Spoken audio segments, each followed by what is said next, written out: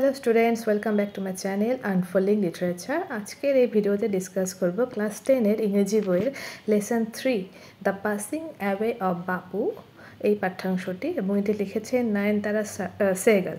তো বাপু বলতে আমরা সকলেই চিনি, এই যে পাশে যার ছবি দেওয়া আছে তিনি কে? মহাত্মা গান্ধী, তাই তো? তার একটা পুরো নাম আছে, পুরো নামটা কি? মোহনদাস করমচাঁদ গান্ধী। তো তাকেই কিন্তু অনেকে বাপু বলে ডাকতেন সেই সময় ভারতবর্ষে। তো পাসিং অ্যাওয়ে অফ বাপু মানে এই মহাত্মা গান্ধীর যে প্রয়াণ, তার যে চলে যাওয়া, সেই চলে যাওয়া নিয়ে নয়নতারা সেহগাল এই পাঠ্যাংশটি লিখেছেন।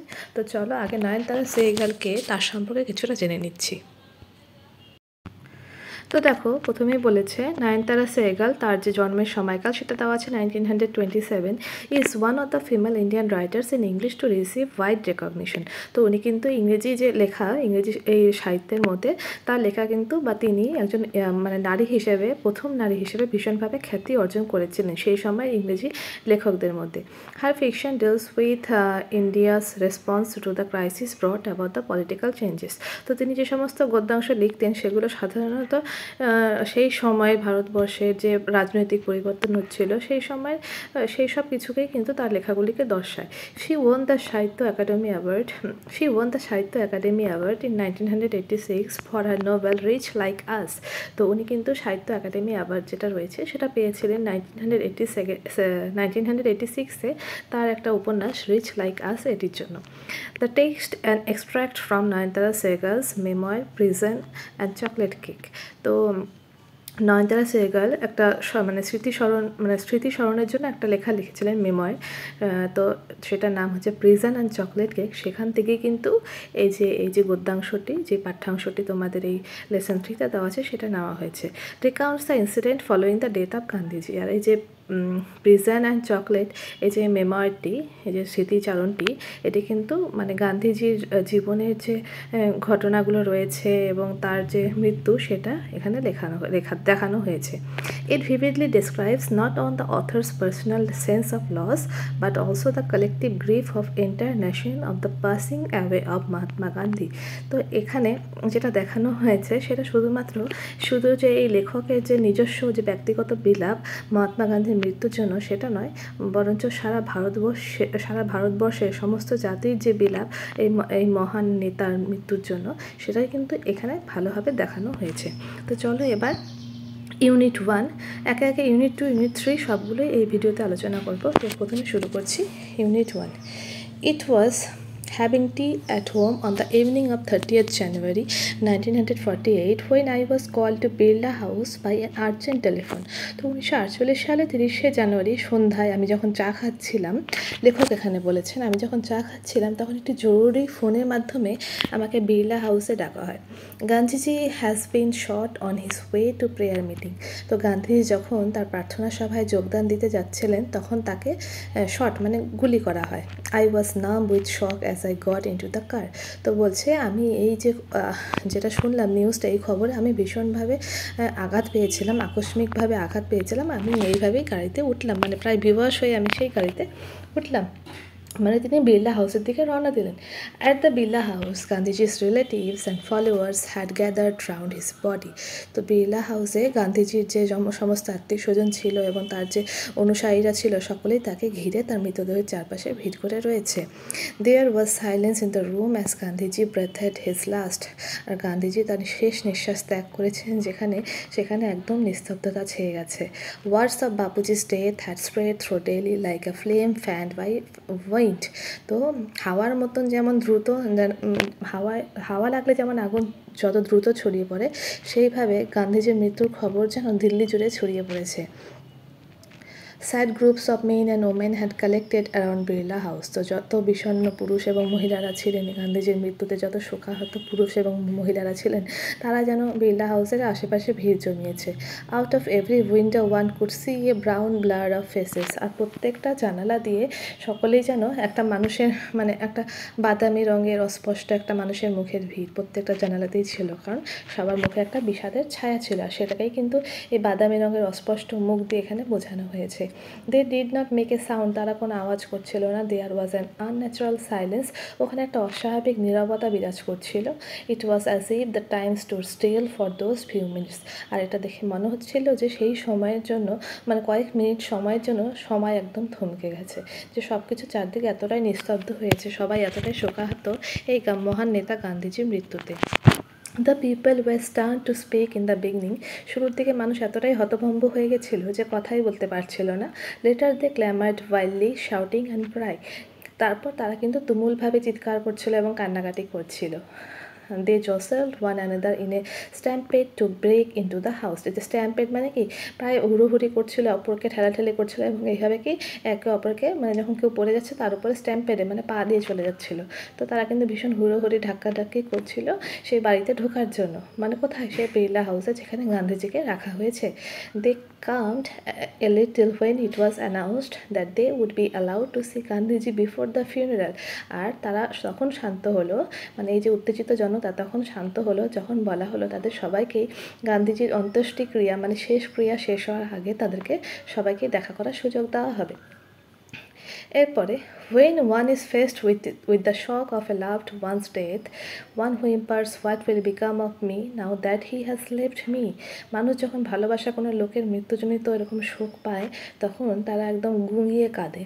হুইম্পার্স মানে কি, একদম গুঙিয়ে কাঁদা যেটা সেটা, আর বলে ওঠে যে আমার কি হবে, এই যে ইনি যে আমাকে ছেড়ে চলে গেলেন, এখন আমার কি হবে।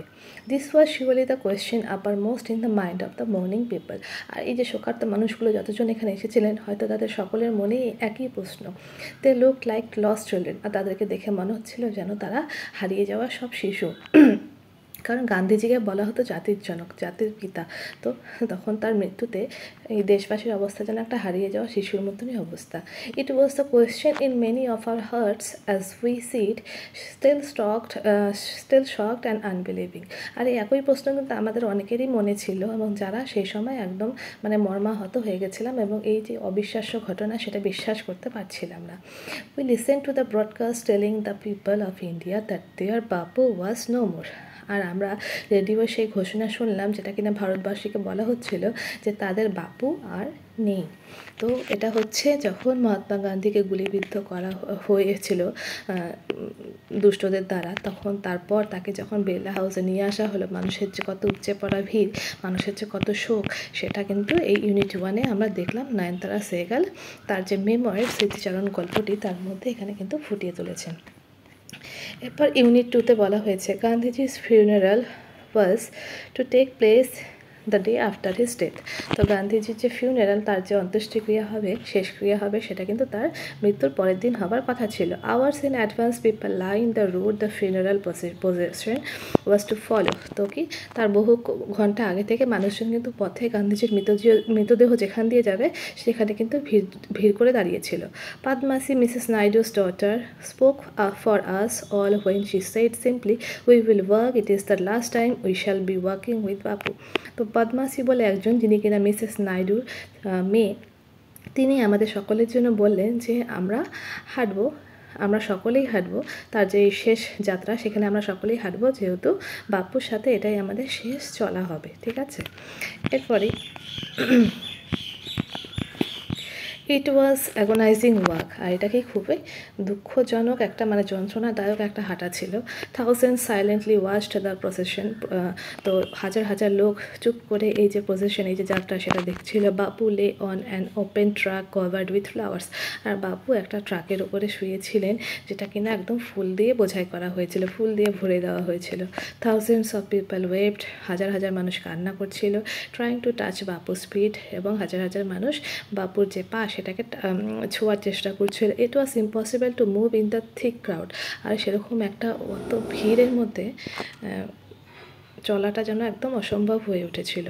As I moved forward slowly, I understood I was not merely in the midst of grieving people. যখন আমি ধীরে ধীরে ভিড়ের মধ্যে দিয়ে হাঁটছিলাম তখন আমার মনে হচ্ছিল যে আমি শুধু কতগুলি শোকার্ত মানুষের মধ্যে নেই। কেন? This was even more than the funeral position of India's beloved leader. তো এটা হচ্ছে ভারতবর্ষের প্রিয় নেতার শেষ যাত্রার থেকেও আরও বেশি কিছু ছিল। I was among people for whom working with Bapu had a special meaning. আর আমি তাদের সঙ্গে ছিলাম যাদের সাথে বাপুর সঙ্গে হাঁটাটা একটা বিশেষ অর্থবহ একটা ব্যাপার, মানে তাদের কাছে বাপুর সাথে হাঁটাটা একটা বিশেষ ব্যাপার। We had worked with Bapu over the rough and smooth of India's recent history. তো বলেছেন এখানে নয়নতারা সেহগাল বলেছে যে আমরা বাপুর সাথে হেঁটেছি অনেক রকম বন্ধুর মসৃণ পথ হেঁটেছি এই ইতিহাসে, মানে এই ভারতবর্ষের যে স্বাধীনতার ইতিহাস, সেখানে কিন্তু আমরা বাপুর সাথে অনেক রকমের মসৃণ এবং বন্ধুর পথ, মানে বন্ধুর মানে বলা হয়েছে যেখানে কিনা সব কিছু সহজ ছিল না, মানে সহজ কঠিন সমস্ত রকমের পথ আমরা এখানে হেঁটেছি। We could not now accept the fact that the man who had led us over many difficult paths was never going to work with us again. তো এটা আমাদের জন্য মেনে নেওয়াটা খুবই কষ্টজনক ছিল যে যেই মানুষটি আমাদের সঙ্গে এতদিন হেঁটেছেন তিনি আর আমাদের সাথে আর কখনোই হাঁটবেন না। বাপু's light figure had worked staff in hand over a large part of India. তো বলেছে বাপুর যে চেহারাটা, যে সেই যে পাতলা একটা চেহারা, বাপুর ভারতের বিস্তীর্ণ অংশে সেই পাতলা চেহারার বাপু লাঠি নিয়ে হেঁটেছিলেন, ঠিক আছে। তো to walk to make slow progress is to make slow progress. তো হাঁটা মানে ধীরে এগিয়ে যাওয়া। It is to think with clarity and closely look at all that is around you from small insects to the horizon in the distance. তো বলছে এতে পরিষ্কারভাবে চিন্তা করা যায়, কাছ থেকে ছোট ছোট পোকামাকড় দেখে দূরের দিগন্ত রেখা অবধি সব কিছু দেখা যায়। এই যে বাপুর যে মানে হাঁটাটা, তার যে সেই পাতলা চেহারায় লাঠি নিয়ে ভারতবর্ষের বিভিন্ন জায়গায় আন্দোলন করা, তার যে হাঁটা, সেখানে কিন্তু তার যে বৈশিষ্ট্যগুলি এটা কিন্তু এখানে এই ভাবাত্মক লাইনগুলির মধ্যে দিয়ে তুলে ধরা হয়েছে।